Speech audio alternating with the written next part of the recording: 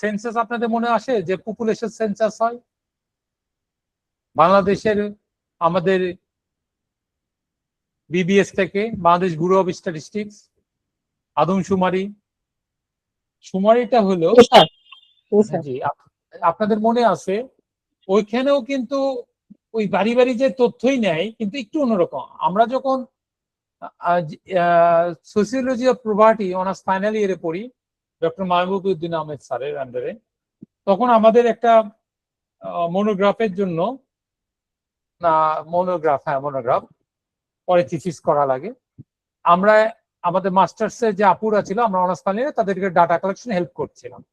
সেক্ষেত্রে প্রথম আমরা সেন্সাস করতে যাই এই আরবান এরিয়া, ঢাকা শহরে, এই ধানমন্ডি, গুলশান, প্রথম কোন বাড়িতে কি অবস্থা, 2 তলা 3 তলা না 4 তলা 5 তলা, এবং বাড়ির নাম্বার ঠিকানা নিয়ে আসতাম। This is census. আমরা কিন্তু ভিতরেও ঢুকিনি, জাস্ট বেসিক ইনফরমেশন। ওকে, পরে যখন সেন্সাসটা কমপ্লিট হলো, আমরা র্যান্ডমাইজ ট্রায়াল করলাম, সব বাসায় যাইনি।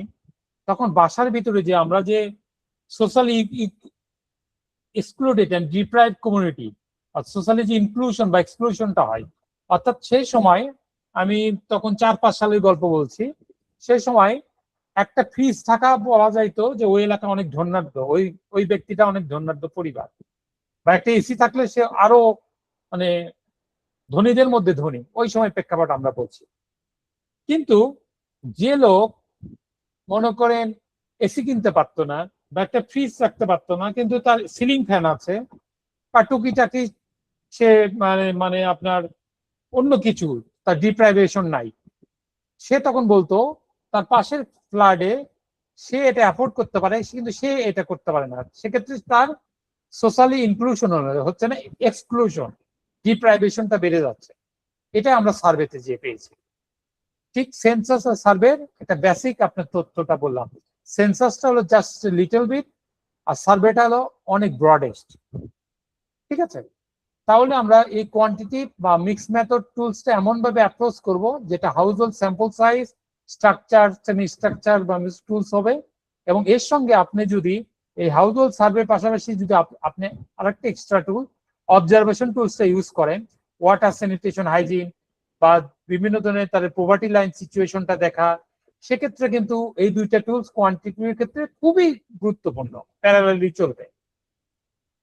পারপাসটা হচ্ছে নিউমেরিক্যাল ডাটা নেওয়া লাগবে, তথ্যগত, সংখ্যাগত মাল্টিপল রেসপন্স থাকবে, একের অধিক উত্তর, যেটা ডেমোগ্রাফিক থাকবে, জনমিতি থাকবে, তাদের ইনকাম লেভেল রেশিও থাকবে, আয়, উপার্জন, ব্যয়, এগুলো থাকবে, এবং বিভিন্ন ইস্যু নিয়ে যে ব্যাপকতা, দ্য প্রিভিলেন্সটা, সেটাও থাকবে। বেস্ট ফর হলো জেনারেটিং মেজারেবল স্ট্যাটিস্টিক্স, যেটা সাধারণত মানে পরিসংখ্যানগত বিষয়, যেটা আপনাকে হেল্প করবে পপুলেশনের ক্ষেত্রে আপনি একটা সাধারণীকরণে পৌঁছানোর জন্য। অর্থাৎ আপনারা চেষ্টা করবেন যে গভীরভাবে যখন হাউস হোল্ড সার্ভেটা করতে যাবেন, আপনার যে তথ্যগুলো রয়েছে, যে অর্থাৎ আপনি সিস্টেমেটিক স্যাম্পলিং ইউজ করলেন, প্রথম খানা খানা এবং পরিবার, এটার তথ্য তো জানেন যে একই হাঁড়িতে রান্না হয়, তাকে আমরা বলি হাউস হোল্ড। আমরা হাউস হোল্ডকে কেন্দ্র করে যাব, পরিবার করে না। ধরেন একটার মধ্যেই পরিবার কিন্তু 2-3টে হয়, বাবা মা আলাদা খায়, আবার মানে তার সন্তানাদি অনুপরিবার, মানে জয়েন্ট ফ্যামিলি না, তখন কিন্তু ওই রকম একই হাঁড়িতে কয়টা খায়। যেমন একই হাঁড়িতে যদি বাবা মা সহ তার যদি মানে ছোট সন্তান খায়, সেটা একটা আলাদা হাউস হোল্ড। আবার তার বড় ছেলের আলাদা হাউস হোল্ড, তার ওয়াইফ সহ তার বাচ্চা কাচ্চা নিয়ে, এবং মেজো ছেলেও তার ওয়াইফ সহ আলাদা খায়, সেটাও তার আলাদা হাউস হোল্ড। অর্থাৎ খুবই কেয়ারফুলি এই হাউস হোল্ড এবং ফ্যামিলি, এই সংজ্ঞাগুলো আপনাকে জানতে হবে। একেবারেতে রান্না হবে, 6 মাসের মধ্যে আসা যাওয়ার মতো অবস্থা থাকবে, মানে অনেক সংজ্ঞা আছে আর কি, আজকে সময়ের অভাবে এত বলা যাবে না।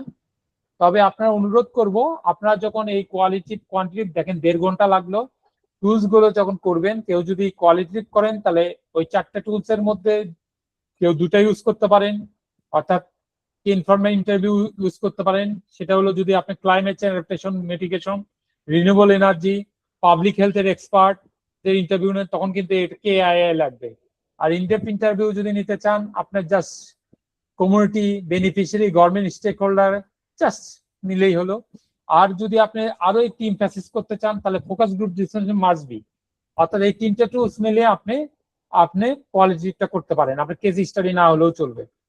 আর কোয়ান্টিটিভের ক্ষেত্রে অবশ্যই আপনাকে হাউস হোল্ড সার্ভে পাশাপাশি যদি অবজারভেশনটা ইউজ করতে পারেন তাহলে কোয়ান্টিটিটা স্ট্রংগেস্ট হবে।